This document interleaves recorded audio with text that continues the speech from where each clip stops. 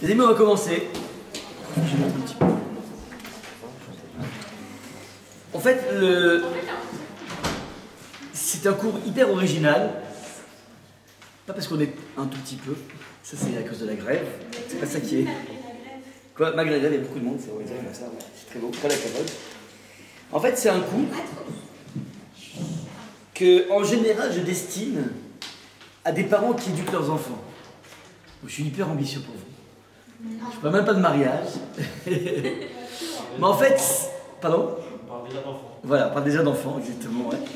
Mais en fait, on va développer justement un thème qui est vraiment fondamental et qui va nous permettre, à vous, qui va nous permettre, à nous en tant qu'enfants, de comprendre ce qu'un individu dans la vie a besoin de façon essentielle. C'est ça un petit peu l'idée. Vous avez vu le titre. J'ai fait donc un véritable plagiat de Paul McCartney et John Lennon qui en 1967, et c'est important de le préciser, en 1967, je vais quand même enregistrer parce que je vais quand même dire des scoops là, c'est dommage.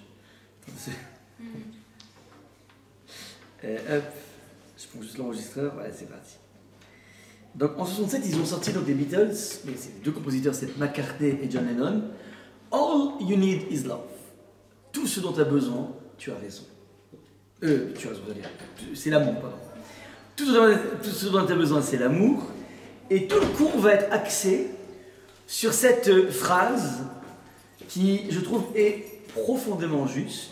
Non seulement profondément juste, mais en fait qui intervient dans un contexte, on va en parler tout de suite, qui est pas anodin. C'est pas par hasard que ça s'est passé à la fin des années 60, qu'ils ont, en tant que poètes, on va les appeler des poètes, ces Beatles, des poètes qui ont très souvent en fait une lecture extrêmement pertinente de la société.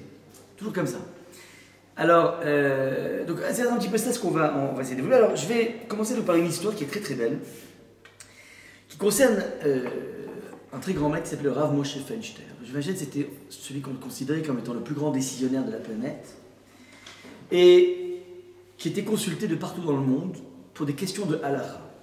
Ouais, lorsqu'on avait on a commencé à avoir des questions par rapport à la possibilité de prendre un ascenseur Shabbat, vous savez, des ascenseurs shabbatiques. Ouais. Comment on peut gérer d'un point de vue halakhique la notion de fécondation in vitro. Donc il y a des avancées technologiques colossales dans le monde, et évidemment il faut voir si on arrive à s'harmoniser avec ces avancées ou pas d'un point de vue halakhique, tout simplement. Ouais. Donc il y avait une adresse dans le monde qui était Rav Moshe Feinstein, qui avait à la fois donc une connaissance absolument phénoménale du Talmud, mais qui avait aussi une compréhension intime des mécanismes au niveau technologique, au niveau connaissance de l'existant, et donc lui, il était capable de se prononcer dans beaucoup de domaines. Alors voilà que ce maître, qui a donc fui la Russie, sa Russie natale, avant 1939, qui est arrivé dans les années, donc début des années 30, il arrive à Manhattan là-bas, et là-bas il a construit un véritable empire de Torah. Un empire de Torah, c'est-à-dire à partir de rien, il a commencé à construire une yeshiva, et voilà que Baruch Hashem, la vie lui a donné donc son premier fils, Rav David Feinstein, qui est actuellement le grand maître aux États-Unis, à Manhattan, qui est un successeur de son père. Et voilà que ce Rav David Feinstein, le fils de Rav Moshe, va avoir pour la première fois son fils aîné qui arrive à sa BM, à sa bar mitzvah, 13 ans.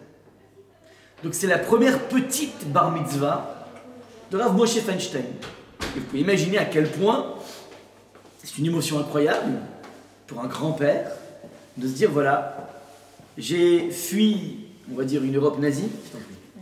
J'ai fui une Europe nazie. J'ai réussi à construire ici un véritable bastion de Torah à Manhattan. Et voilà que mon fils est dans le bon chemin. Et puis il va faire mon fils la bar mitzvah de son fils aussi. Donc un grand-père peut se sentir à ce moment-là un peu rassurant en disant, voilà, grâce à Dieu, je sens que le maillon a été transmis. C'est un moment absolument unique. Et évidemment, vont venir à cette bar mitzvah énormément de personnalités. Ouais, qu'il s'agisse de personnalités juives, comme les grands donateurs, comme les grands dayanim, les grands rachai yeshivot, les grands maîtres de yeshiva, mais aussi des personnalités non juives qui vont venir, le maire de New York qui a assisté, ouais, beaucoup de députés, républicains, démocrates, peu importe. C'était une personne qui avait une aura, une autorité incroyable. Et voilà que l'enfant de 13 ans s'apprête à lire dans le parchemin, et à ce moment-là, il y a une sorte de une sorte de petit grand point d'interrogation qui parcourt un peu l'assistance. Et on arrive à deviner dans leur tête la question suivante, mais c'est bizarre, tout le monde est là, ils sont venus, ils sont tous là. Il y en a un qui n'est pas là. Un seul qui n'est pas là. Le grand-père. Ah, moi, je viens tout à l'heure. On s'arrête, on demande au papa du bar mitzvah, mais c'est bizarre, ton père n'est pas là, le grand-père n'est pas là. Qu'est-ce qui se passe? On l'attend, il est peut-être pris dans un embouteillage, je ne sais quoi.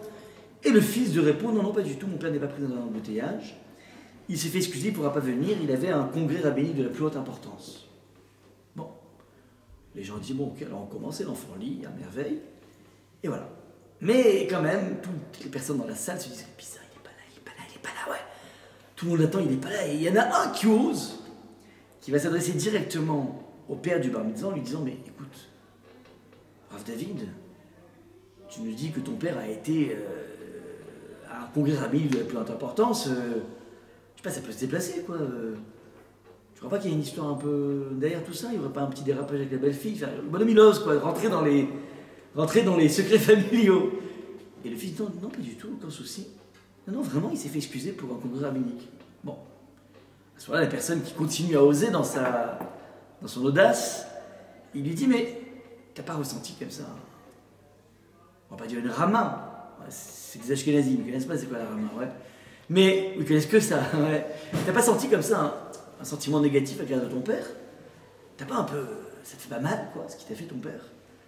À ce moment-là, le fils, c'est ça qui va nous intéresser maintenant, va répondre en disant, écoute, un sentiment négatif à l'égard de mon père, je ne pourrais jamais avoir. Et ceci pour deux raisons. La première, c'est que toute ma vie, j'ai vu que mon père recevait à la maison des très grandes personnalités. J'ai vu les plus grands milliardaires juifs débarquer à la maison. J'ai vu le maire de New York débarquer, j'ai vu les Raché Shivot, j'ai vu des personnes très très importantes. Et à chaque fois que mon père les asseyait à table, mon père était toujours assis en bout de table, ici. Et il ne permettait à aucune personnalité aussi importante soit-elle, même un grand Dayan, un grand Rosh Hashiva, de s'asseoir à sa droite, là où on met en général les personnes importantes. Vous savez pourquoi?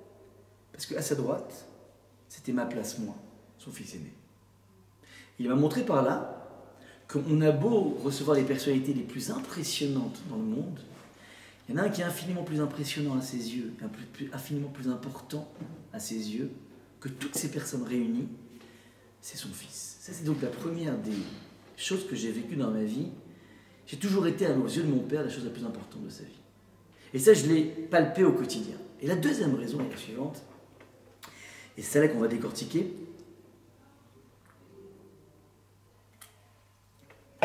Pardon.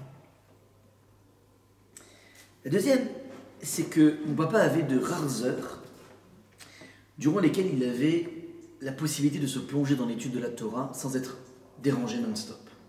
Ouais. Ça veut dire que de minuit à 4 heures du matin, il pouvait se plonger dans l'étude du Talmud. Et c'est ça qui lui donnait un petit peu sa clarté, sa clairvoyance. Lorsqu'on lui posait des questions toute la journée, il était harassé partout. D'ailleurs, il y avait une blague qui circulait aux États-Unis. Pour devenir rabbin aux États-Unis, il paraît que c'est hyper simple. Ça veut dire, en France, tu dois passer 4 ans au séminaire rabbinique après le bac, 4 ans d'études. Ouais, en Israël, tu dois passer ce qu'on appelle une smicha, ça veut dire un diplôme rabbinique, ça peut prendre des années et des années. Aux États-Unis, hyper simple, à l'époque de Rav Moshe Feinstein. Il te suffisait de connaître 2 choses pour être rabbin. Tu sais quoi ces 2 choses? La première des choses, c'est le numéro de téléphone de Rav Moshe Feinstein. Comme ça, dès que tu as une question, tu la routes. Et la deuxième chose qu'il fallait savoir, c'est qu'on n'appelle pas Shabbat et Yom Tov. Et avec etc. Pour vous dire à quel point il était sollicité, tout le monde l'appelait de partout, bref. Mais il y avait des moments où tu n'oses pas appeler un rave. Ouais. Alors, en théorie, oui, on peut l'appeler à n'importe quelle heure du jour. Mais en général, les gens vont plutôt à partir de 11h, minuit, ils commencent un petit peu à moins qu'il y ait une histoire de suicide, ouais, les gens ne vont pas appeler après minuit en général, ouais. Donc il avait de minuit à 4h, il n'était jamais dérangé pratiquement. Il étudiait de minuit à 4h. Et à 4h, avant d'aller rejoindre son lit pour 2-3 heures maximum de dodo, avant d'attaquer la journée, dit l'enfant, le fils, il dit, mon père passait toujours en hiver notamment, à New York, hiver durant lesquels on a des hivers ultra rigoureux. Ouais, vous savez quoi, à New York, il fait du -20, du -30 facilement, ouais. Alors, il dit, mon père, avant d'aller dormir, il passait par la chambre de chacun des enfants et il prenait les habits qui avaient été mis au pied du lit, il les prenait et les mettait sur le radiateur. De telle façon à ce que le matin, lorsque nous, on se lève, 2 heures après, on puisse s'habiller sans m'étouffer avec des habits qui avaient été réchauffés pendant 2 heures. Et dit l'enfant, qui avait déjà une quarantaine, cinquantaine d'années, il dit, eh bien cette chaleur-là, elle est encore présente maintenant. La chaleur que mon papa m'a donnée, c'est quelque chose qui est encore présent maintenant. Et donc, je ne pourrai jamais avoir un sentiment négatif à l'égard de mon père. Voilà un petit peu donc l'histoire telle qu'elle est. Cette histoire, elle va nous mettre en relief un des besoins essentiels d'un individu. Et je m'adresse non pas encore je m'adresse à des futurs parents, c'est pas encore parents, mais vous êtes des enfants par définition, et vous allez tout de suite prendre conscience à quel point c'est quelque chose qui est essentiel. Je vais marquer ici donc qu'un individu a besoin de 5 choses fondamentales pour exister. Vous avez dans le début, grand 1, il y a ce qu'on appelle des besoins physiologiques, c'est-à-dire manger, boire et dormir. Ouais. Si tu ne manges pas à ta faim, si tu ne bois pas à ta soif, si tu ne dors pas ce qu'il faut, au bout d'un moment, tu vas péter un câble. Au bout d'un moment, tu vas te déshumaniser. Ouais. C'est ce qui se passe sur ce que vous voyez dans le métro des SDF, ouais, qui petit à petit sont en mode dégradation. Ils se dégradent au niveau hygiène, ils se dégradent à tous les niveaux parce qu'ils n'ont pas de quoi manger, pas de quoi boire, les pauvres. Ouais. Mais il y a ce qu'on appelle un besoin fondamental de l'humain, donc je répète, physiologique. Boire, manger, dormir, évacuer aux toilettes, c'est partie des besoins essentiels. Là-dessus, sur ces besoins physiologiques, tu rajoutes des besoins qui sont psychologiques. Un besoin de sécurité. On a besoin d'évoluer dans un monde safe. Safe, ça veut dire, dans lequel je ne suis pas en train systématiquement de m'endormir et de me dire peut-être qu'il va y avoir une sirène qui va retentir parce que le Hamas est en train d'envoyer des ogives vers Sderot, ou vers Netivot, ou vers Tel Aviv, je ne sais quoi. Ça veut dire qu'on ne peut pas éternellement vivre avec un sentiment d'insécurité. Alors ça c'est dans les cas extrêmes de guerre, mais ne serait-ce que dans la vie, un enfant a besoin de sentir qu'au moins un de ses 2 parents, c'est du rock. C'est quelque chose de ultra fort.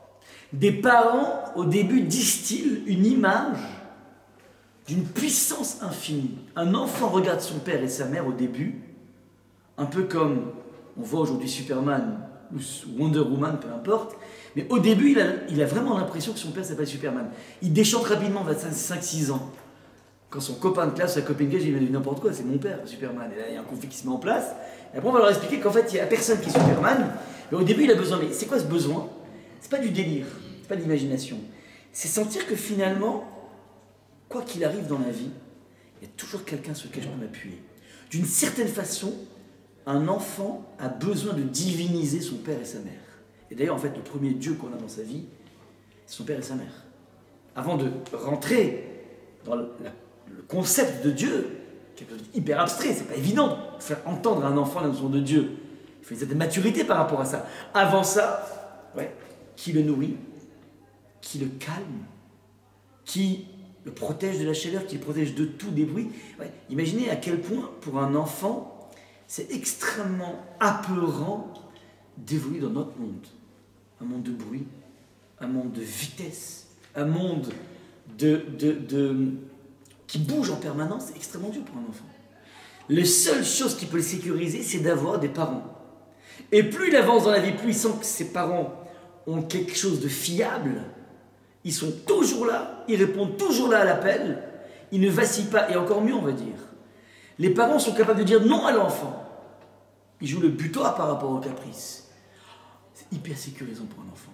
Les enfants gâtés sont des enfants qui vivent dans une insécurité absolument terrible. Parce qu'en fait, ils n'ont pas rencontré dans leur vie quelqu'un qui n'est pas capable de dire oui, un oui, et un non. Donc c'est le besoin de sécurité. Il y a un troisième besoin, et c'est là qu'on va... Cette histoire parle, évoque ce besoin. Le besoin d'appartenance et d'amour. Quand tu fais partie d'une micro-famille, tu as besoin de sentir que tu fais toujours partie de cette micro-famille.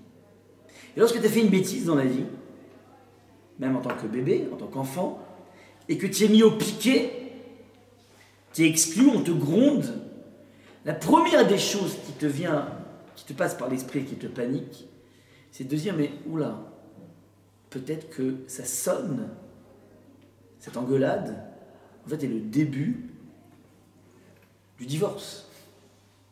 On ne divorce jamais avec des enfants, mais il peut vivre ça comme étant un début de divorce. Il peut vivre avec cette angoisse de se dire, ouais, mais peut-être que je ne fais plus partie de la famille. C'est une angoisse fondamentale chez un enfant. Et ça, en fait, il a besoin de sentir qu'il a une appartenance et un amour. Et l'amour dont je parle ici, c'est justement ce qu'a réussi à faire de façon magnifique Rav Moshe Feinstein. Ouais. C'est-à-dire qu'il a su distiller de façon régulière un don gratuit à l'enfant. J'appelle ça un don gratuit à l'enfant parce qu'en fait, on n'est pas dans le fondamental.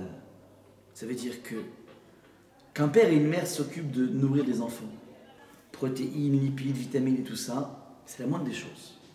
Qu'on s'occupe de les nourrir au niveau intellectuel si on n'arrive pas à les aider en mathématiques, en français ou en philo. La plupart des bons parents du monde, le monde entier, vont payer ce qu'il faut en termes de professeurs. On sait gérer la couche intellectuelle, la couche physique.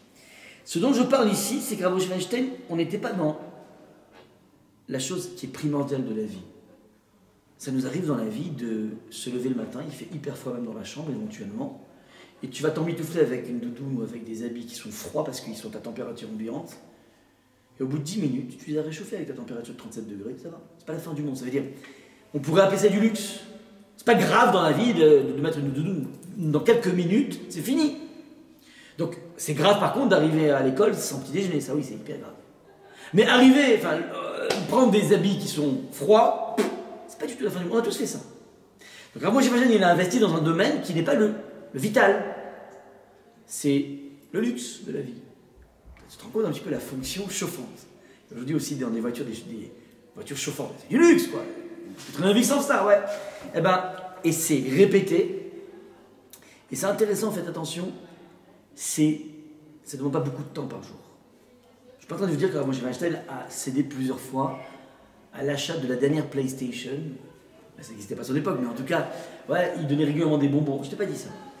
Je t'ai dit qu'il a su investir dans quelque chose qui ne coûte rien en termes d'argent, qui ne coûte pratiquement rien en termes de temps, c'est à peu près 10 secondes par enfant. Vous imaginez le trajet des habits qu'on va mettre c'est très peu. Mais regardez l'effet, l'impact que ça a au niveau éternité. L'enfant, il a 45 ans, 50 ans. Son père le plante pour la BM. Je ne sais pas si vous imaginez un petit peu la honte qu'on aurait, nous. On aurait une honte, c'est-à-dire, c'est pas possible, attends, il y a un truc, quoi. Tu te débrouilles. Tu es le plus grand rabbin du monde, tu le fais déplacer, les congrès rabbiniques. Non, pas du tout. Ça prouve à quel point il aime le peuple juif. Il est capable de sacrifier sa joie, d'amener son petit-fils à la bar mitzvah pour s'occuper du peuple juif. Il y a quelque chose de grandiose là-dedans. Ça, c'est, si vous voulez, ce que l'enfant a comme ressenti, un ressenti positif en disant « mon père a été incroyable là-dedans. Et j'aurais absolument aucune espèce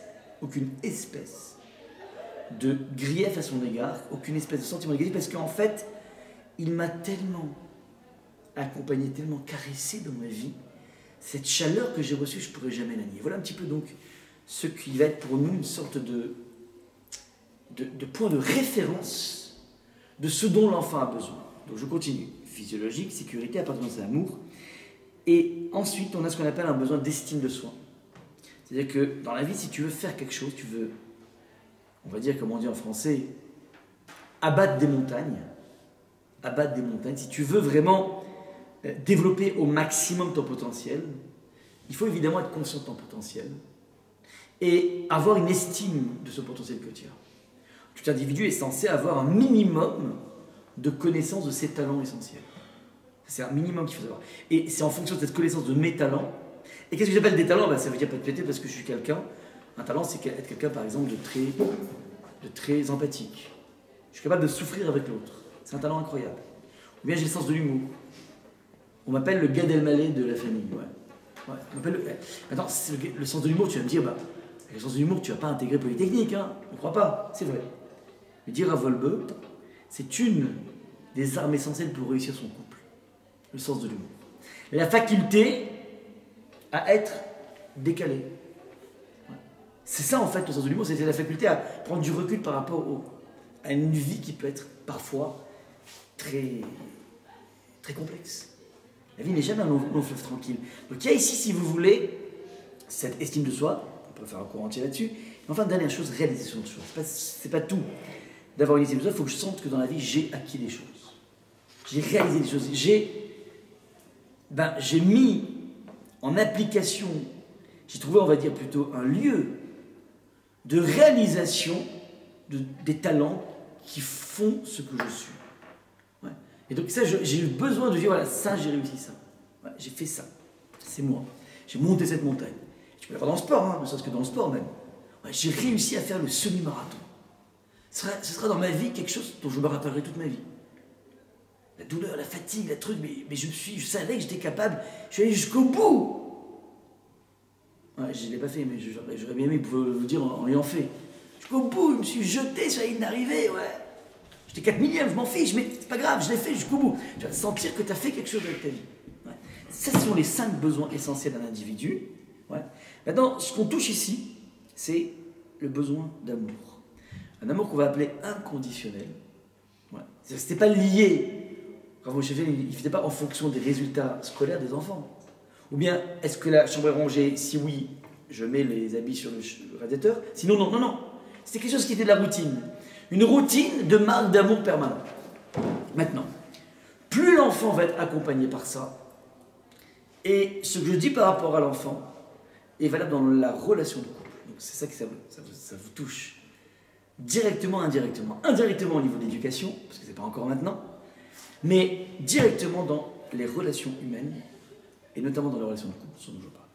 Alors, comme je vous l'ai dit la semaine dernière, je prends une deuxième verset qui parle du personnage de Yehuda. Vous vous rappelez que la semaine dernière, pour ceux qui étaient là, on a évoqué la notion de Yehuda, Yehudi qui veut dire juif, qui venait de Yehuda, ouais, qui est un personnage dont la maman a eu un besoin de remercier Hachem quand l'enfant est né, les Hodot. C'est pour ça qu'elle appelait son fils Yehuda. On avait décliné cette notion de Yehuda, Yehudi. Donc, on a expliqué qu'en fait, l'enjeu d'un juif, finalement, c'est la faculté d'être dans la reconnaissance permanente de l'interférence d'Hachem, même dans un monde qui est un monde du métro boulot dodo. Je résumais en une phrase qu'on a fait en 1 heure, bref. Ça, c'était ce qu'on apprenait de la naissance de Yehuda. Maintenant, ce qui m'intéresse, c'est le moment du dernier message de Yaakov, de son père, à Yehuda. On est donc dans la paracha de Vayechi, la fin du livre de Bereshit, où Yaakov, avec une vie tellement remplie, tellement dense, tellement belle, va convoquer tous ses enfants pour les bénir, traduction, pour leur donner le dernier message, c'est-à-dire la dernière chose que papa t'a dite. Le dernier message essentiel que ton père t'a transmis sur son lit de mort. Vous pouvez imaginer à quel point c'est quelque chose qui va marquer les pas d'un individu. Donc à chacun, il passe en revue chacun des enfants. À chacun, il va lui dire quelque chose. Parfois, c'est des reproches. Ouais. Sur le veille, t'es impétueux comme l'eau. T'es comme une bouteille de Perrier, toi. Alors tu dis, mais c'est pas une bracha. Oui, mais c'est une bracha fantastique. Tu sais pourquoi? Parce que d'un coup, tu prends conscience quel est ton défaut majeur. Ou bien, on te pointe du doigt ton monde pulsionnel. Et une fois que tu es lucide par rapport à ça, tu pourras avancer dans la vie. C'est pas forcément des brachot au sens tu auras ça, ça et ça. C'est parfois une sorte de recadrage dans lequel on va te dire, voilà, sache que toi, ta structure, elle est comme ça. Tu es quelqu'un d'impétueux, et donc fais gaffe par rapport à ça. Et ça, c'est un message essentiel dans la vie. Bon. Maintenant, Yehuda nous dit le texte. Il lui dit, je suis sûr de vous avez le verset sous les yeux, Chachili et Naïm Yaïm. Il lui dit comme ça, les yeux seront pétillants de vin. C'est original comme description. Ouais. Ou les veines shinaïm mechalav. Et la blancheur des dents, mechalav, à partir du lait.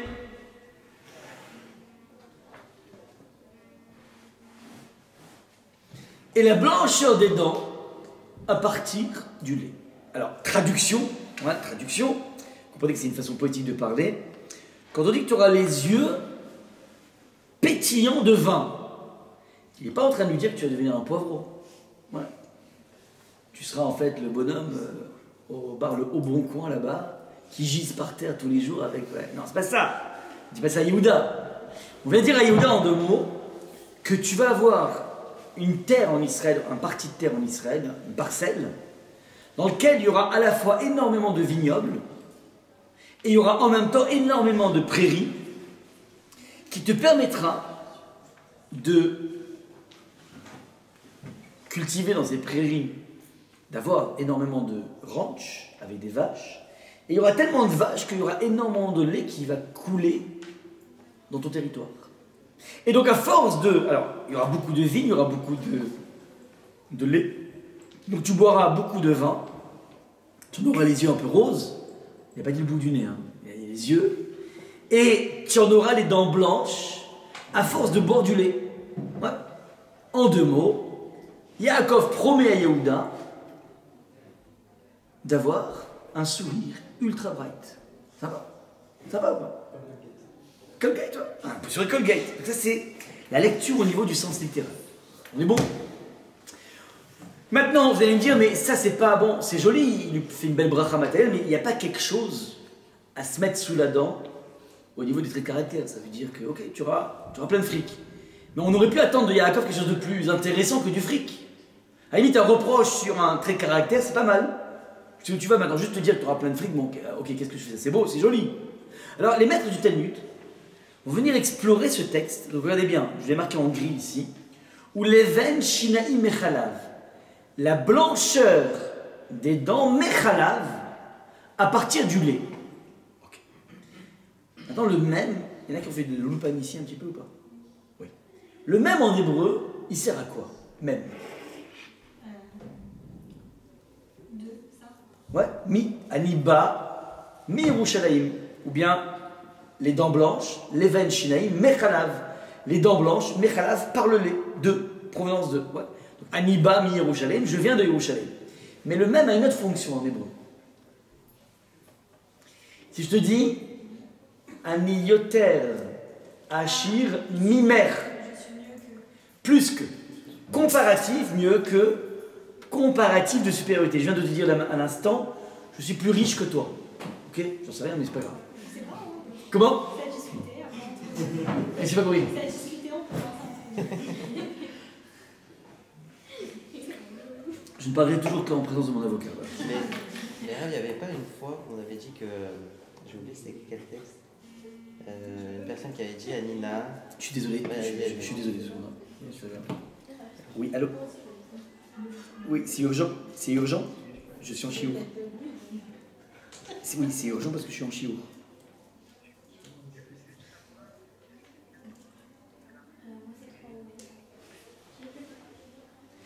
Je ne suis pas au courant. Je ne suis pas du tout au courant. Jamais. Non, jamais. Regarde, on en parle. Regarde, on en parle après, excusez-moi, je suis en chiour.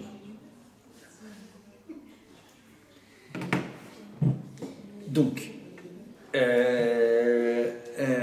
Donc ça, hein, si vous voulez, ça, c'est le... Ouais, donc, pardon, voilà. Même. Comparatif de supériorité. Comparatif de supériorité, ouais. Donc ça veut dire que si j'injecte cette définition du même comme étant le comparatif de supériorité dans la phrase, ça donne la chose suivante. Les yeux seront pétillants de vin. Ouais. Alors, je dis la suite de la phrase. Ou les veines shinaï mechalav, et la blancheur des dents, mechalav, mieux que, comme tu disais, le lait.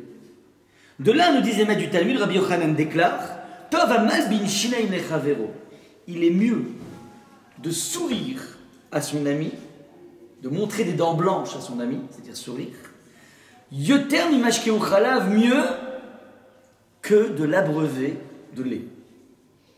Mieux que de l'abreuver de lait. Donc je répète. Sourire à son ami est plus important, mieux pour l'ami en question, que de l'abreuver de lait. C'est-à-dire, lorsqu'une maman donne le lait à son enfant, allaite son enfant, je sais pas si vous avez déjà vu ce spectacle de vos mères, mais elle passe son temps à caresser l'enfant, à lui dire des mots doux, des papous, des mamours, comme tu es beau. Tout ce qu'elle dit et tous les sourires qu'elle fait à son enfant sont infiniment plus nourrissants que le lait maternel lui-même. Ça, c'est la lecture du Talmud, lecture sophistiquée donc. Soit je dis qu'ils auront les dents blanches par le lait, soit je dis que les dents blanches, et c'est un message qui est transmis à Yehuda, il est plus important de sourire à son ami que de l'abreuver du lait.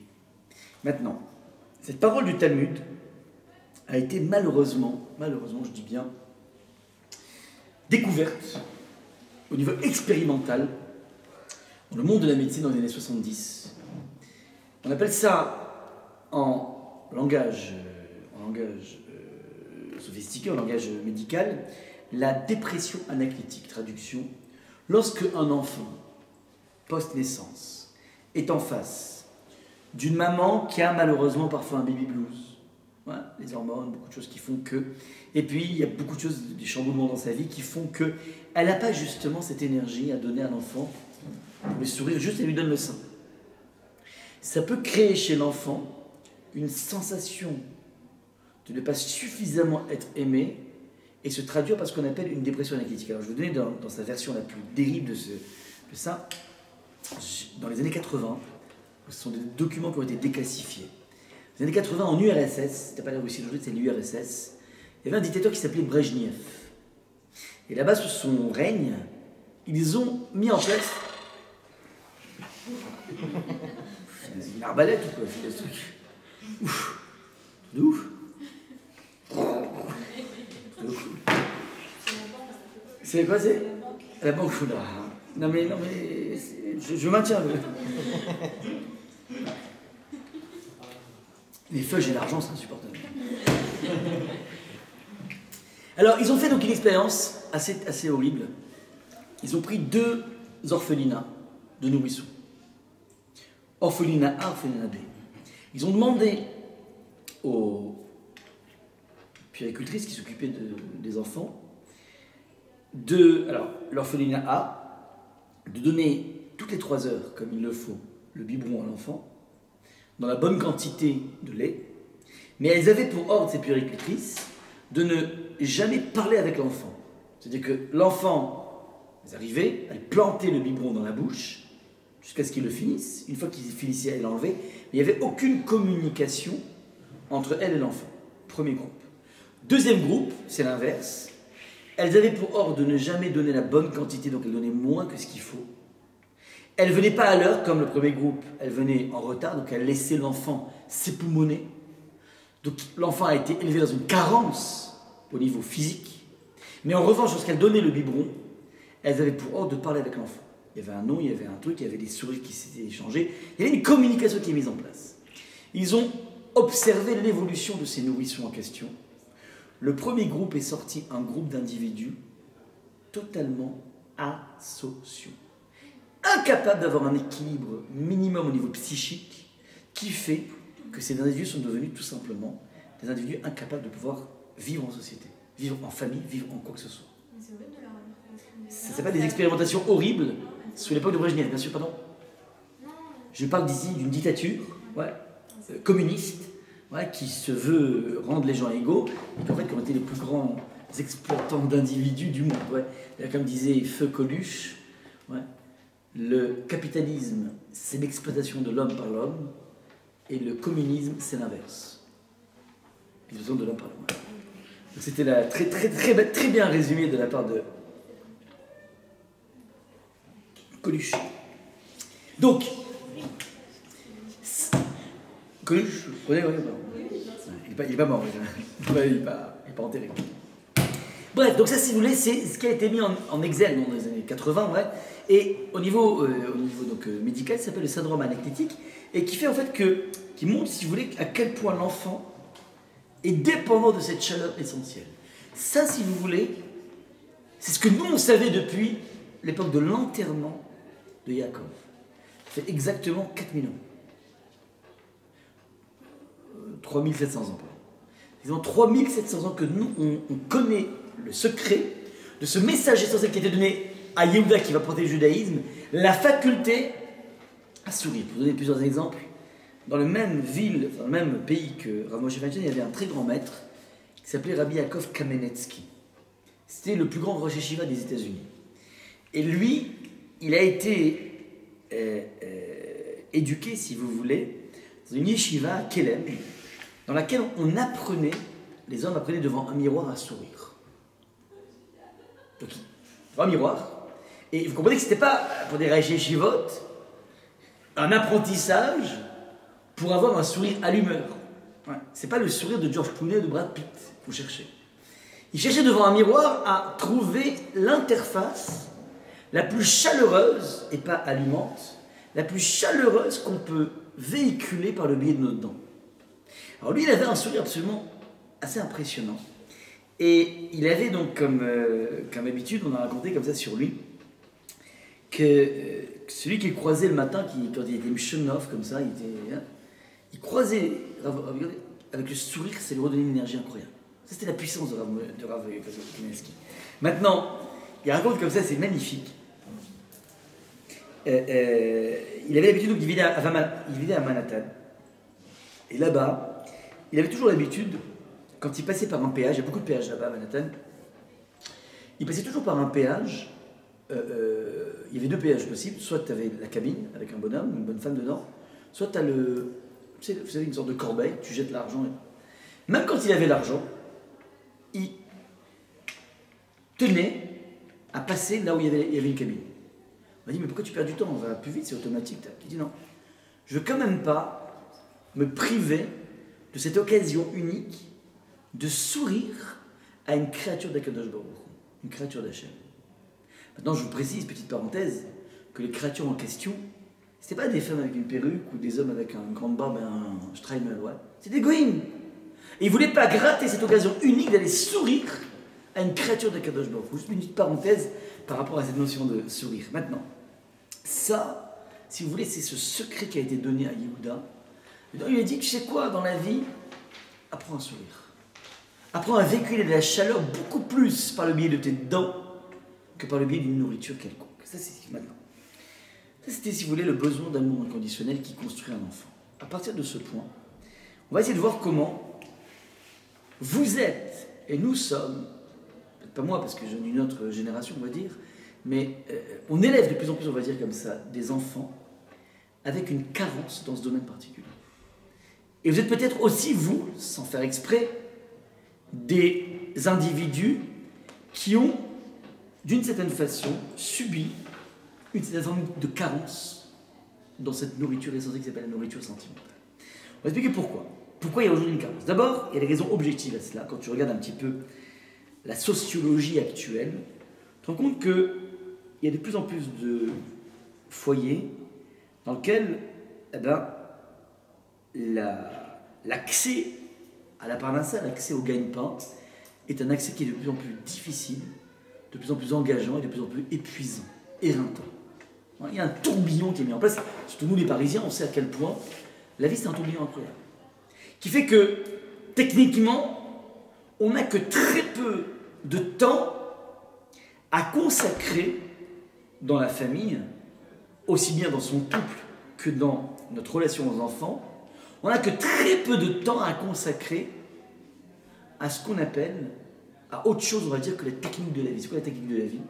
C'est où on fait des courses, qu'est-ce qu'on achète dans les courses, il faut faire les devoirs aux enfants, il faut qu'on s'occupe rapidement de payer telle et telle échéance. C'est-à-dire que quand tu regardes un petit peu la masse des échanges verbaux à l'intérieur d'une famille, tu vois qu'ils seront à peu près à 95% la technique de la vie. Technique de la vie. Ah, il faut que je fasse la machine, il faut que je repasse. Ah, mais mettez votre cartable à la place. Ah, mais pourquoi il y a toujours les choses par terre? Ouais. C'est que finalement, l'essentiel de la parole est axé sur comment faire avancer la maison.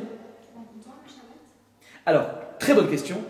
Le Shabbat pourrait être une occasion rêvée, justement, de pouvoir avoir des moments d'échange. Mais parfois, je dis bien parfois, il y a une sorte de Yetzer Hara dans le Shabbat, dans lequel d'un coup on va se retrouver peut-être pour le premier repas de famille, puis d'un coup il y a des disputes qui explosent. Qui fait qu'on peut passer beaucoup de Shabbat à se faire la tête. Dommage, hein? C'est le moment qu'on avait, ouais. Ou bien, pour les enfants, on paye tellement cher les écolages dans les écoles juives que tu as envie de voir si c'est rentable, donc tu vas interroger ton enfant en Kodesh, ouais. Et donc, c'est pas sympa pour l'enfant. toi tu veux t'assurer finalement que l'investissement est bon, hein, parce qu'on paye des sommes exorbitantes, ouais. Mais tu dis voilà, il faut. Mais c'est pas ça. L'essentiel, c'est quoi? C'est faire un jeu de société, un concours de blagues, ouais. C'est ça l'essentiel. Donc, au Krachem, heureusement qu'on a le Shabbat, heureusement. Mais je dis même parfois le Shabbat, il peut être transformé comme étant finalement une sorte de course. Ouais. Et la tefila, et les trucs, et la révision il y a bientôt l'examen de Gemara. Donc, soit on peut s'appeler Shabbat en se faisant la tête, bêtement, ouais, bêtement.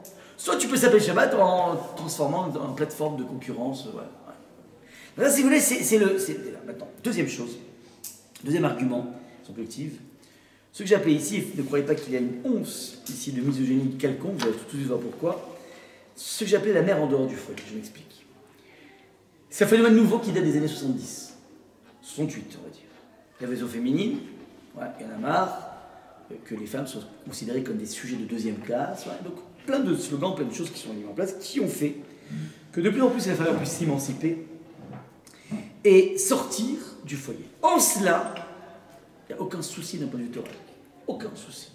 Ouais. C'est-à-dire que lorsque un individu se marie, quand on passe sur la roupa, ouais, je sais bientôt, il y a ce qu'on appelle un contrat de mariage, pas chez le notaire, mais chez le rabbin. Quand on mariage, c'est ce qu'on appelle la Ktuva. La Ktuva, en fait, c'est une lettre de reconnaissance de devoir du mari vis-à-vis de l'épouse.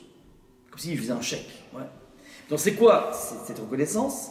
C'est construit à partir de 3 devoirs thoraïques et 7 devoirs, il y a 10 devoirs en tout, que les Khamim ont rajoutés. Les 3 devoirs thoraïques sont marqués dans un verset qui dit la chose suivante: Shera Ksuta Veolata Lo Yigra. Un homme, lorsqu'il se marie avec une épouse, il a un devoir thoraïque: Shera, la nourrir, Ksuta, la vêtir, Veonata, la sustenter d'un point de vue charnel. C'est un devoir du mari vis-à-vis de la femme. Et si il se soustrait à un de ces 3 devoirs, elle a le droit de demander le divorce sans appel. C'est son devoir. Maintenant, lorsqu'on dit que Kesuta, il doit l'habiller, c'est pas que Zara Camailleux et Yves Saint Laurent, rive droite, rive gauche. C'est pas que ça. C'est aussi, c'est quoi l'habit? Lui donner les moyens de pouvoir avoir un lieu de réalisation sociale. C'est l'habit. L'habit, c'est ce que je mets quand je sors dehors, oui. Tu t'habilles, sinon tu restes en pyjama ou en robe de nuit. Ouais. Ou tu restes n'importe comment, ouais. En caleçon, ouais. Et à la maison, ouais. Et tu sors. Donc c'est quoi s'habiller?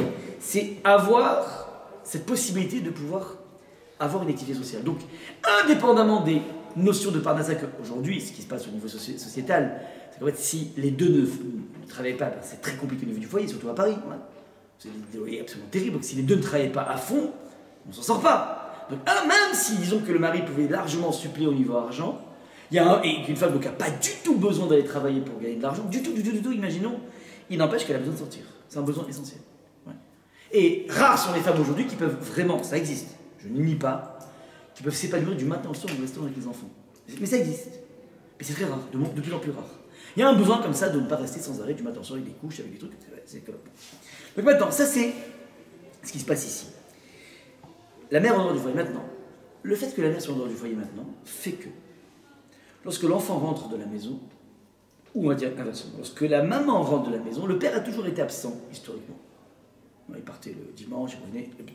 Il y a toujours une mère qui était à la maison et qui était disponible pour finalement récupérer tout le vécu émotionnel d'un enfant qui est resté pendant 7 à 8 heures par jour à l'école, qui a pu être la risée de ses copains, parce que c'est le seul à pas avoir des Jordan, je ne sais pas, hein, je ne connais pas tous les...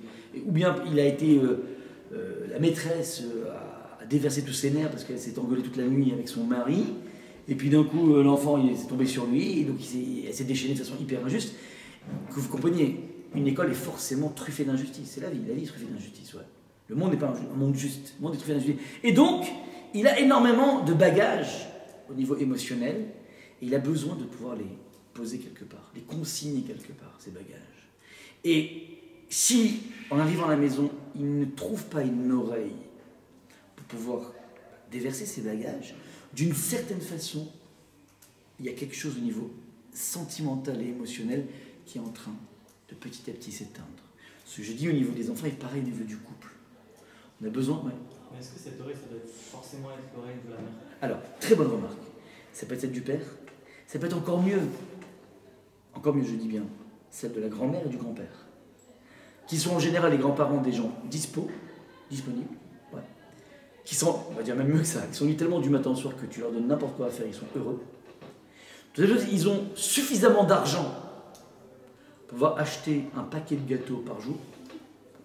En général, ouais, la retraite leur permet, oui, d'avoir cette latitude en termes de fric pour gâter les enfants, mais c'est pas énorme, je dis un paquet de gâteaux. Mais maintenant, tu sais bien aujourd'hui, qu'au niveau sociétal aussi, c'est très rare les gens qui vont laisser vivre leurs parents à la maison. Ouais. On les met dans des maisons de retraite en général, les parents. C'est compliqué. À l'époque, c'était normal d'avoir les parents à la maison. Ça veut dire que, effectivement, peu importe qui va s'occuper de cette chaleur, mais les personnes les plus à même, c'est papa et maman. Maman d'abord, parce qu'elle a naturellement cet instinct maternel. Mais s'il n'y a ni papa ni maman, il y a une carence. Mais si, imaginez pas en famille d'accueil, donc il n'y a ni papa, ni maman, ni grand-mère, ni grand-père. Évidemment, ok, ça s'appelle une famille d'accueil, mais il faut une famille. Il faut un cocon. Il faut un nid, c'est ça que je veux dire. Après, évidemment, chacun mais qu'on le veuille ou pas, il faut qu'on ait quelqu'un vers lequel on peut se pencher. Ça peut être un frère ou une sœur, parfois. Ouais, si les parents sont absents. Alors ça peut être un frère qui va un petit peu jouer le rôle de la mère. Ou une sœur. Ouais. Donc il y a toutes les figures. Mais ce que je veux dire, c'est qu'il faut quelque chose. On ne peut pas laisser sans rien. Et si on laisse sans rien petit à petit, l'enfant s'habitue au fait que, ben voilà, j'encaisse des coups. C'est dur au niveau émotionnel, mais c'est comme ça la vie. C'est comme ça. C'est ça la vie. Ouais. Donc ça, si vous voulez, c'est la carence première essentielle. Ouais. Petite parenthèse, et je vais vous expliquer maintenant pourquoi je parle de 1967, des Beatles, All You Need Is Love.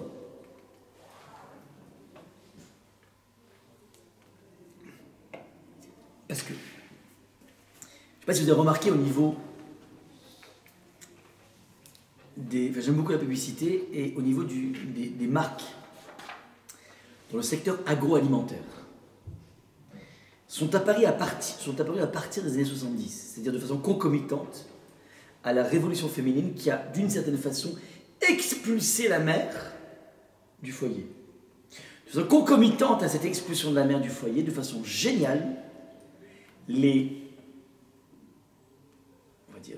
maîtres de la publicité ont créé dans le secteur agroalimentaire des marques à consonance très forte liées à la notion de mère. Regardez par exemple la confiture Bonne Maman. Vous connaissez cette confiture Bonne Maman? Dont la publicité est la suivante, tu as 60% de fruits minimum. Normalement, la confiture, ça pourrait être un amas de fruits rouges, enfin, colorant rouge, ouais. Mais la pub, le secteur de Bonne Maman, c'est essayer de donner quelque chose de moins calorique. Donc il y a 60% de fruits, ouais, et 40% de sucre. Au minimum. Maintenant, je parle des fruits. Maintenant, je vous invite à regarder les publicités de la confiture Bonne Maman. De façon générale, dans la publicité, tu es toujours obligé, en général, d'avoir un produit qui est promu par un mannequin. Une femme extrêmement belle. Et donc, comme le beau attire, donc du coup, tu vas acheter la dernière brosse à dents Oral-B. Ou bien, féminin masculin, hein, quand tu penses au café, à qui tu penses? Ouais. What else? What else? Évidemment, un espresso. What else? Ouais. On t'a pas pris un moche, ouais. On t'a pris un bonhomme qui est quand même à ses côtés, ouais. Ce qu'on appelle un bel homme, ouais, dans le monde, ouais. Maintenant, c'est intéressant. Bonne Maman, ça fait exception. Tu sais qui vendent cette confiture? C'est pas du tout un tout modèle, pas du tout. C'est une vieille femme toute ridée, grosse, ouais, comme ça, une vieille femme toute ridée comme ça, une grand-mère, avec un tablier, ça aurait pu être un tablier rouge et blanc, ouais, et qui te vante les qualités de... C'est bizarre, ouais. Mais pourquoi? En fait, ils ont compris la chose suivante. La maman a disparu, donc on va te faire croire qu'en prenant une confiture naturelle, tu vas retrouver ce goût de l'authentique. Vous comprenez un petit peu le côté machiavélique des publicistes? Mais en fin de compte, ils se moquent de toi. Ouais. Ne crois pas qu'en prenant cette confiture, tu vas retrouver ta maman. tu vas juste retrouver un peu plus de glucose, c'est tout. Ouais, c'est tout, pas plus que ça. Un Mars et ça repart. C'est quoi le principe de un Mars et ça repart, ouais. C'est, des fois on a des moments de creux dans la vie. C'est pas que des creux à ce niveau-là. T'as des moments d'angoisse dans la journée. On t'a fait croire dans la vie, ouais, que prends du sucre et ça repart. C'est génial, ouais. Alors en fait c'est faux. C'est que le diabète qui repart, c'est tout. Comment? C'est que le diabète. Ouais, bah évidemment, avec le diabète, ouais, évidemment. Mais on te fait croire, ouais, un Mars et ça repart, ouais, comme si, en fait, le glucose pouvait amener quelque chose dans le monde de l'énergie psychologique. C'est faux. Mais c'est le leur, ouais. Alors, ça va être le café aussi. Les gens qui prennent du café ou bien une cigarette, peu importe. Chacun va trouver son. Mais quand t'es angoissé, t'as besoin de faire quelque chose, ouais. Donc, ils ont réussi à trouver cette autoroute. Et vas-y, maintenant, regardez. Confiture bonne maman. Les yaourts Maminova. Maminova, ouais. T'as aussi le café grand-mère. Ouais. T'as aussi Mémé Hélène, ouais, évidemment, t'en connais Mémé Hélène. Donc, ce qui est génial, c'est qu'en fait, dans toutes ces marques en question, ils sont en train petit à petit d'essayer de te faire croire, ouais, le café grand-mère, c'est comme si, ah, ça me rappelle ma grand-mère. Ouais, ce monde que j'ai quitté, dans lequel on était serein, on était bien. Moi, tu vas dans ta vie folle, tu vas prendre un café grand-mère, tu vas te croire vraiment que tu vas retrouver cette ambiance de sérénité, un monde dans lequel tout te sourit, tout est facile, tout est simple. Ouais. C'est génial en tout cas, ils sont très forts. Vraiment, j'ai beaucoup d'admiration pour ces personnes qui sont très intelligentes, qui ont réussi à bien feinter les choses. Ouais. Donc là, c'est un petit peu ça qui se passe. Alors pourquoi je l'ai dit All You Need Is Love? Et je me suis rendu compte donc cette semaine, je le sentais intuitivement, mais les troubadours, là, les Beatles, ces troubadours en question, ouais. Ils ont écrit ça, donc j'ai vérifié cette semaine, en 1967. C'est coécrit John Lennon et Paul McCartney. Maintenant, 67, vous savez c'est quoi 67 au niveau économique, géopolitique? 67, on est au sommet de ce qu'on appelle les 30 Glorieuses. Ouais. De 1945 à 71, 73, je crois 1973, qui s'appelle le choc pétrolier, qui va nous amener le monde vers la première récession, les premières crises. Mais de 45 à 73, on a 30 ans. Ça s'appelle les 30 Glorieuses. Pourquoi Glorieuses? Parce qu'en fait, c'était un monde dans lequel il n'y avait ni chômage, une inflation suffisamment grande pour doper les investissements. On appelle ça le carré magique dans le monde économique. Ouais. Donc tu avais l'inflation, ce qu'il faut au maximum, plein d'emplois, pas de chômage, croissance. Comment? Ouais, pas de grève. Ouais. C'est une période, et une période très intéressante. Ouais. Moi, je suis né en 71. Mes frères, je suis le petit dernier, mes frères ont connu ça. C'était un monde de l'opulence. Ça veut dire, en fait, tu travaillais un petit peu, tu avais facilement accès à beaucoup d'argent, parce qu'en fait, il suffisait de travailler. Il y avait une demande colossale. Donc, tout le monde avait du boulot, tout le monde avait du pouvoir d'achat. Donc, tout le monde, après les privations de guerre, se sont jetés sur ce qu'on appelle la société de consommation. Et plus ils se jettent sur la société de consommation, plus ça ramène de la TVA pour l'État, donc ça enrichit l'État, et donc c'est un cercle vertueux fantastique. Il n'y aurait pas eu les Arabes avec le conflit de 1973, ça aurait continué comme ça. C'est eux qui ont foutu la panique avec le pétrole. Ouais. Mais on n'aurait pas eu ça avec la guerre de Kippour, ça aurait continué. Ouais. Donc maintenant, ça, si vous voulez, c'est ce qui s'est passé à l'époque. Maintenant, dans ce monde de la consommation à outrance, il est aussi contemporain à partir des années 67, en tout cas 68, de la disparition de la mer. Et donc viennent ces troubadours en question, qui prennent conscience, alors indépendamment de la disparition de la mer, hein, mais eux ils prennent conscience que se ruer sur le monde physique de la matière, c'est pas ça qui sustente un individu. Les gens ont commencé à devenir des personnes qui avalent la matière en permanence. On est passé d'un monde de restriction à un monde de consommation. Mais en fin de compte, dans la vie, c'est pas un besoin essentiel de se bourrer. Dans la vie, tu as juste besoin dans la vie de te nourrir suffisamment. Ce dont tu as besoin vraiment d'être nourri, c'est d'amour. Et là, il n'y a pas de limite. Ouais. Le chocolat, t'en prends un peu, au bout d'un moment, tu as mal au foie. La viande, c'est pareil. Tu as presque envie de vomir, ouais. Mais l'amour, on n'est jamais rassasié. Ouais. On dit jamais à quelqu'un, chérie, là, vraiment, là, là, tu dépasses les bornes, quoi. Tu m'as trop aimé, là. Donc, tu vas te calmer un peu, là. Ouais, et je reviens demain. Quoi. Il y en a qui le font. Comment? C'est suspect. Ouais. Il y en a qui se lassent. Ce qu'ils n'aiment pas. Je parle pas. Je parle de comment dire, un amour dont je parle, c'est l'amour sentimental. Maintenant, ça c'est ce qui se passe au niveau de la disparition de la mer. Maintenant, deuxième point, les raisons subjectives. Ça c'était objectif, ça veut dire changement de société. Raison subjective maintenant, qu'est-ce qui se trame dans l'absence?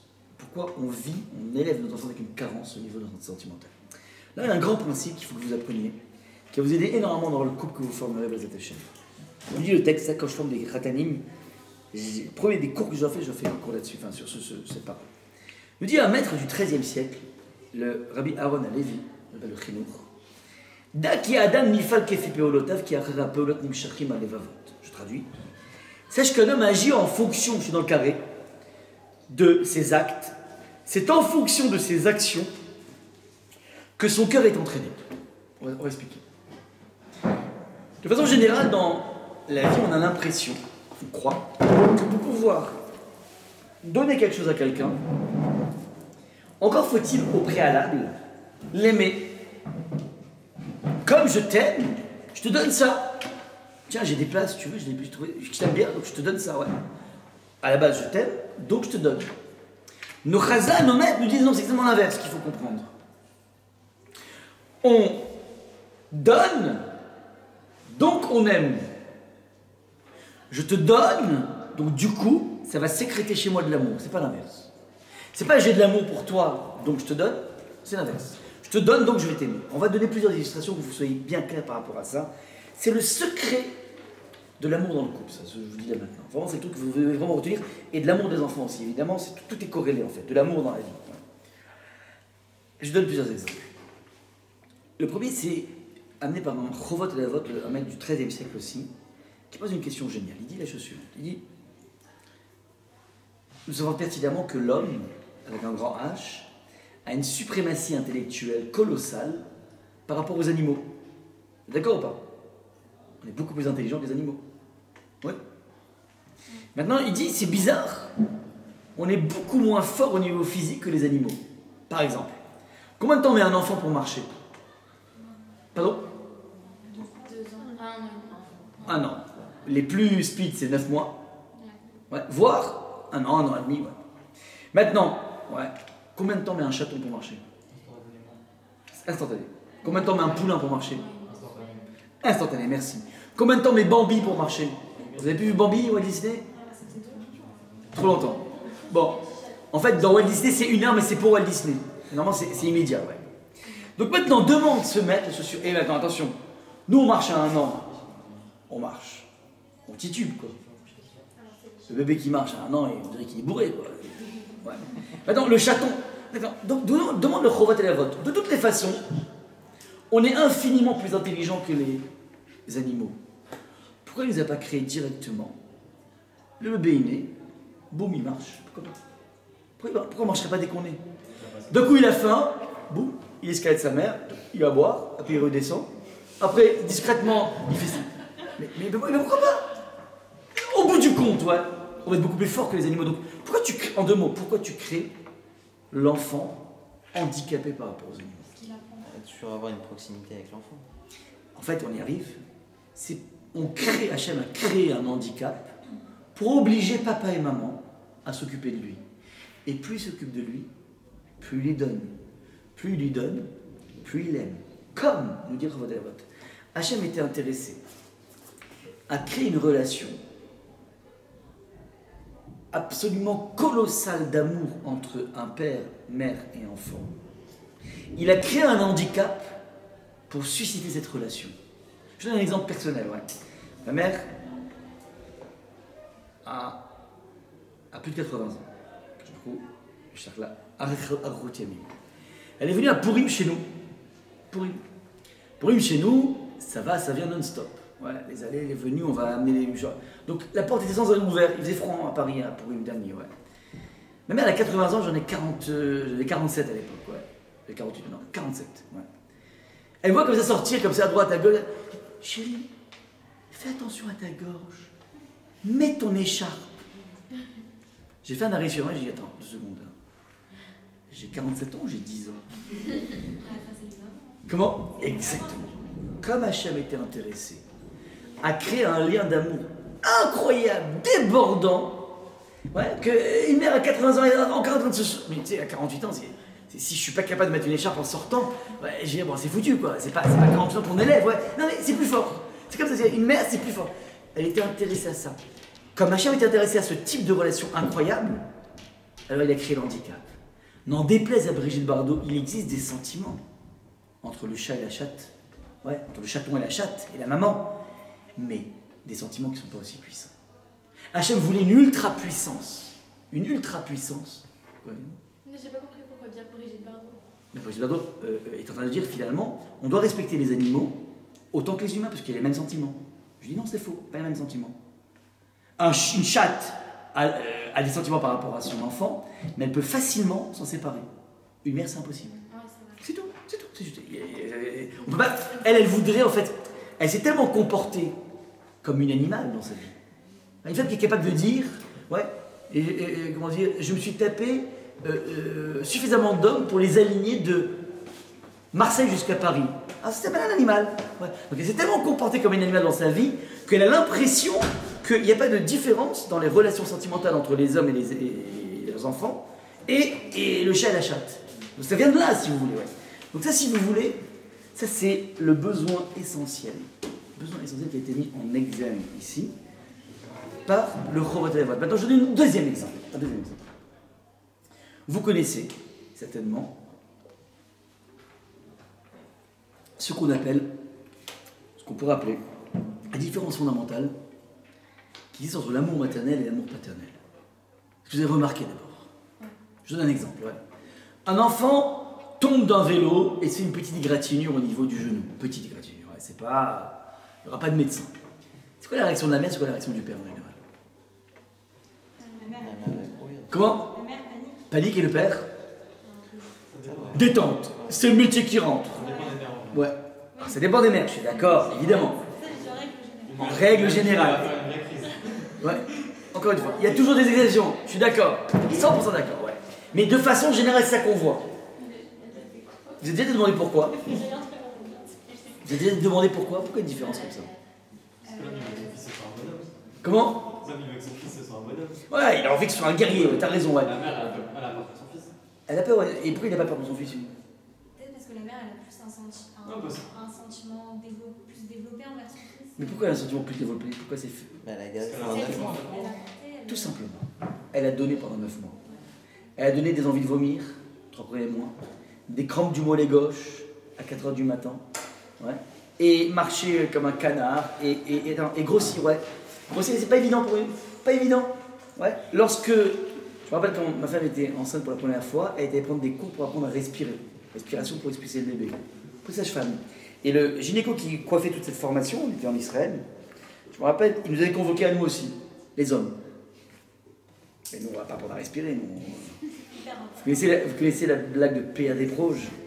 Lorsqu'une femme est en train d'expulser son bébé, avec les douleurs terribles, son mari lui tient la main et il se sent soulagé. C'est interdit par la halakha, mais peu importe. C'est pour la blague, ouais. En tout cas, je dis, mais qu'est-ce que je vais faire? Moi, je vais me faire former. Et non, je veux juste vous dire une chose. Donc, réunis comme ça un groupe de papas, futurs papas, ouais, vous avez la suivante, regardez. Une femme, lorsqu'elle tombe enceinte, même si le bébé au bout du compte il fait 3 kilos à peu près, ouais, 3 kilos, elle a pris 15 kilos. 15 kilos pas du tout répartis équitablement. Ouais. Tu as une majeure partie ici et une majeure partie ici, au-dessus des hanches à peu près. Ouais. Maintenant il nous a dit, la majeure partie c'est devant. Et je vous demande une chose. Vous allez prendre un sac à dos et vous mettez 10 tétrabriques, les briques de lait, de 1 litre, ça fait 1 kilo. Pas 15, 10. Et vous mettez le sac à dos à ventre et vous montez un escalier. Un escalier. Et vous verrez ce que ça fait. C'est épuisant. Alors, il nous dit, une femme, elle te monte 50 escaliers dans la journée.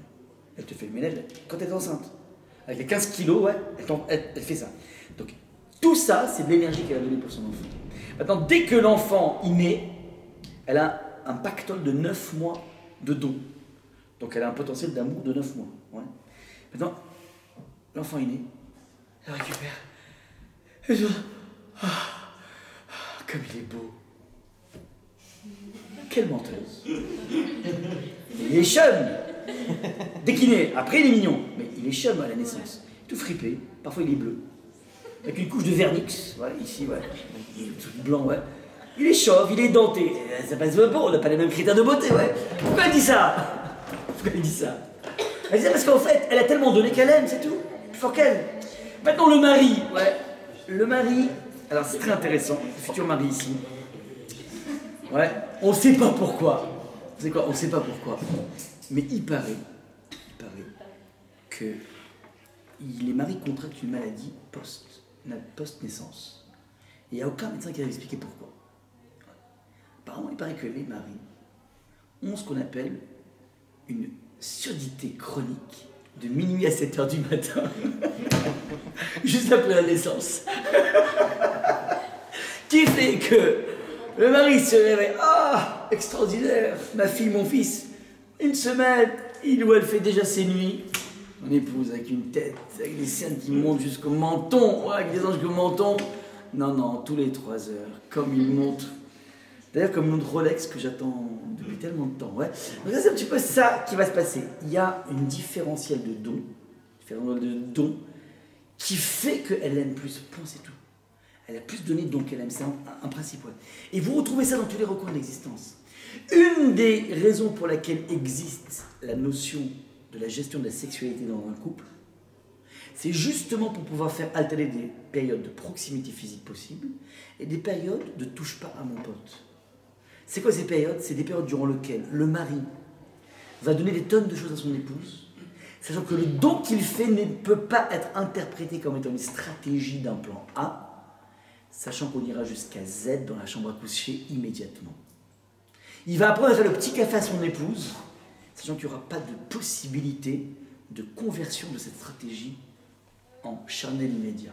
Et ça, quand il va le multiplier jour après jour, ça crée du côté de l'être féminin une certaine forme de sécurité en termes d'amour sentimental. Parce qu'il y a toujours ce problème de se dire, mais je sais pas, il me dit qu'il m'aime, et puis il m'embrasse, et puis truc, mais en fait je sais pas si quand il me dit il m'aime, c'est pas juste une stratégie pour m'embrasser. Vous comprenez un petit peu le problème? Mais si tu arrives à déconnecter le monde sentimental du monde physique, c'est ça le génie des lois de beauté familiale. C'est ça qui a été en vrai. C'est-à-dire, on va déconnecter pendant un certain nombre de jours par mois de façon régulière, qui fait que, une fois qu'arrive la possibilité du mikvé, c'est-à-dire la possibilité que les corps puissent se réunir, à ce moment-là même, l'être féminin a suffisamment engrangé pendant des jours des marques d'un égard sentimental qui fait, c'est très important d'entendre ça, qui fait que la dimension physique sera d'autant plus puissante. Il y aura une éclosion d'autant plus forte au niveau physique qu'on a assuré la couche sentimentale. Petite parenthèse, Hachem a voulu créer des couples hétérosexuels, sachant qu'on n'a pas les mêmes objectifs, c'est-à-dire être heureux dans un couple, on n'a pas les mêmes moteurs. L'homme fonctionne de façon très physique, traduction, je vais le dire de façon assez rapide, mais c'est pour ça qu'un homme fonctionne, Hachem nous a créé comme ça, il peut parfaitement tisser une relation charnelle, même si le cœur n'y est pas. Même s'il n'a pas construit quelque chose de sentimental. La Gemara va être très brutale en disant, mais t'as qu'à regarder ce qui se passe dans les bois de Boulogne. Traduction actuelle de ce que dit la Gemara. Qui est prêt à payer pourquoi? C'est-à-dire qu'un homme, de façon générale, ouais, à l'époque, c'était fréquenté que par des hommes. Maintenant, je sais qu'il y a certains changements, malheureusement. Mais on va dire, de façon générale, ouais, un homme est prêt à tisser, à payer, pour avoir un acte qui n'est que charnel, ouais, avec quelqu'un qu'il ne connaît pas.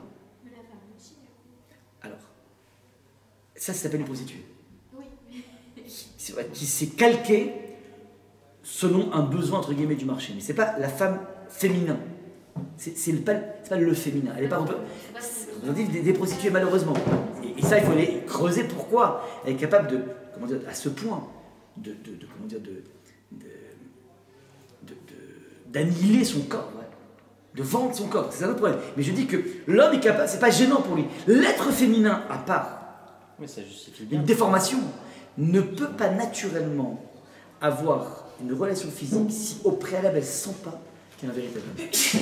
Et si elle rentre dans le trip typiquement masculin, d'une certaine façon, elle va se masculiniser. Et c'est exactement le piège qui mine toutes les femmes aujourd'hui. Le danger de perdre son approche typiquement féminine qui est tellement importante. Les lois de petite féminine ont mis en place un édifice absolument incroyable, génial, ouais, qui permet d'avoir une véritable amour croissant à l'intérieur d'un couple. Ouais. Donc c'est ça vraiment qu'il faut comprendre, mais c'est basé sur le même principe. Plus tu donnes, de façon gratuite évidemment, c'est un don stratégique, hein, c'est pas ça. Ouais. Une femme, quand elle a des vomissements parce qu'elle est enceinte, et quand, ce qu'elle donne là, tu peux pas dire que c'est une stratégie. Parce que le return on invest, retour sur investissement, il met 9 mois. C'est trop long. Donc tu vois que c'est du don gratuit. Elle va souffrir, elle va truc, et c'est compliqué. Et même si aujourd'hui la péridurale, il y a beaucoup de techniques aujourd'hui, chez nous, 4 fois sur 5, ça va pas marcher. 5 fois sur 6, ça va pas marcher la péridurale. Donc t'es pas tranquille. Donc les douleurs, elles seront là. Donc il y aura un investissement colossal qui va être mis. Et c'est ça qui est le gage de l'amour incroyable. Ouais. Donc ça, si vous voulez, c'est le principe essentiel. Et ça, si vous voulez, c'est exactement la carence d'aujourd'hui. On a peu de temps à consacrer à cet amour gratuit. Et c'est ça qui mine à la fois le couple et à la fois la relation avec les enfants. Je finis juste sur la thérapie possible. Ouais. Faut être capable dans l'économie de la vie, donc dans nos relations, évidemment avec notre épouse, avec notre mari, avec nos enfants, à multiplier le nombre de marques d'amour gratuites, données et ressenties. Il faut valider quand l'enfant il ressent le fait que ce que je lui ai fait, eh ben, c'est pour lui dire je t'aime. Et là, il n'y a pas de limite au smile. Et si on ne peut pas accueillir par exemple, les enfants à 5 heures, si on n'est pas là, lorsque son épouse rentre ou lorsque son mari rentre, laissez en permanence des traces comme un petit poussé, des mots, des post-it, des trucs, tu m'as manqué. Toutes ces notions sont absolument fondamentales pour la constitution d'un enfant.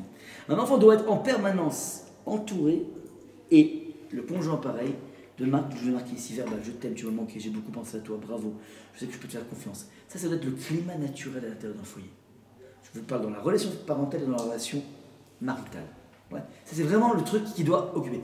Et une critique ne peut être entendue dans une relation humaine que si contre la critique, nous dit Ravalkovson, tu as fait 9 marques d'amour. C'est que tu ne peux critiquer notamment un enfant que si contre cette critique, tu as eu 9 occasions pour lui dire « Ah, ça fait plaisir, ah comme t'es bien, ah comme t'es super. Ouais. » La plupart des foyers aujourd'hui fonctionnent dans un ratio complètement inverse qui est 25 critiques pour un compliment du bout des lèvres. 25 critiques pour un compliment du bout des lèvres. Et tant qu'on n'inverse pas cette vapeur, on ne peut pas tisser une relation saine à l'intérieur d'un foyer. Voilà un petit peu ce que je voulais vous dire par rapport à All Is Love. Oui, effectivement, ils étaient précurseurs, ils étaient un petit peu... Enfin, pas très précurseurs par rapport à la Torah, mais précurseurs par rapport à la société, les Beatles. All you need is love. Ce love dont on parle, c'est ce love, la faculté de donner de façon gratuite dont on a vu au début. Bonne application. Ah, j'ai une question. Ouais. Comment savoir, comment bien doser l'amour pour pas, généralement quand on a un enfant qui rentre je suppose quand il y a un enfant qui rentre dans un couple, ne pas tout remettre son amour, que ce soit du père ou de la mère, sur l'enfant et délaisser. Ouais, c'est un truc hyper classique. Ouais, il faut être alerte à ça.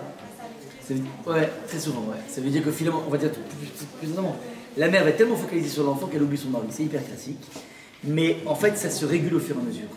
C'est une régulation au fur et à mesure. Au début, on est obligulé. Ça crée un déséquilibre, mais ce sont des déséquilibres qui se mettent en place, qui se rééquilibrent par la force des choses. Par l'expression aussi, par le fait que voilà, ça m'a manqué, ça me manque. Il faut que le mari soit suffisamment expressif pour dire voilà, je veux qu'on puisse se voir un petit peu. Ça se verbalise ces choses. On en parle, on débriefe ensemble. C'est ça la communication, c'est ça la communication sentimentale. C'est ça manquer. En fait, quand je parle d'une communication d'un couple, c'est jamais Huggies ou Pampers. Ça, il y aura sans arrêt des trucs comme ça. Toute la vie, elle est comme ça. Mais c'est être capable de pouvoir s'épancher, ce que j'ai ressenti, et dans un domaine qui n'aura pas forcément de solution. Je sais pas, en ce moment, mon patron me fait un peu la tête, je sais pas quoi faire. Il n'y aura pas forcément de solution par rapport à ça. Mais j'ai besoin de le dire. J'ai besoin de l'épancher. Ce sont ces moments-là qui sont les moments les plus cruciaux dans un couple. Ouais.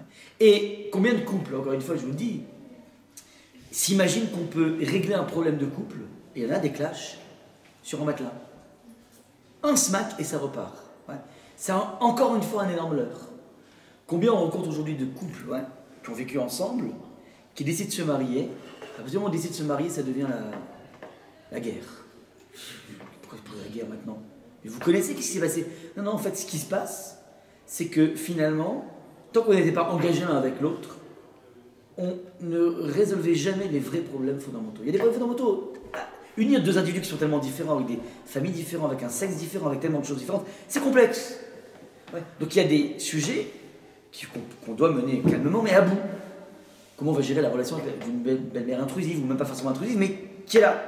Comment on gère ça? Comment on gère l'argent, la relation à l'argent? Il y a plein de dossiers. Maintenant, si, justement pour échapper à cette prise de conscience et cette remise en question, on a géré ça par du charnel, tôt ou tard, les problèmes de fond reviennent.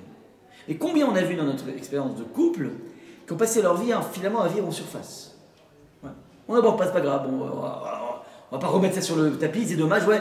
Donc venez, on gâche pas l'instant tellement délicieux, sauf que tu sais ce que tu sais pas, c'est que cet instant délicieux est certes délicieux, mais le jour où tu vas être en phase de la vraie gestion du problème, voilà, ça va être très compliqué. Ouais. Donc il y a cette lucidité de comprendre qu'il y a des mouvements à l'intérieur d'un couple. Et plus on va investir dans le domaine sentimental, plus on a une garantie de pérennité de la vie. C'est une des raisons pourquoi la Nida existe aussi. C'est pour ça que je dis ça. Votre petite famille, tout à fait. Nida, c'est ça. On ne l'a fait pas pour ça, on l'a fait parce qu'Hachem m'a demandé. Ouais. Mais une fois qu'on le fait, on se rend compte à quel point c'est tellement subtil, tellement intelligent. Avec plaisir. Regardez les documents. Hein.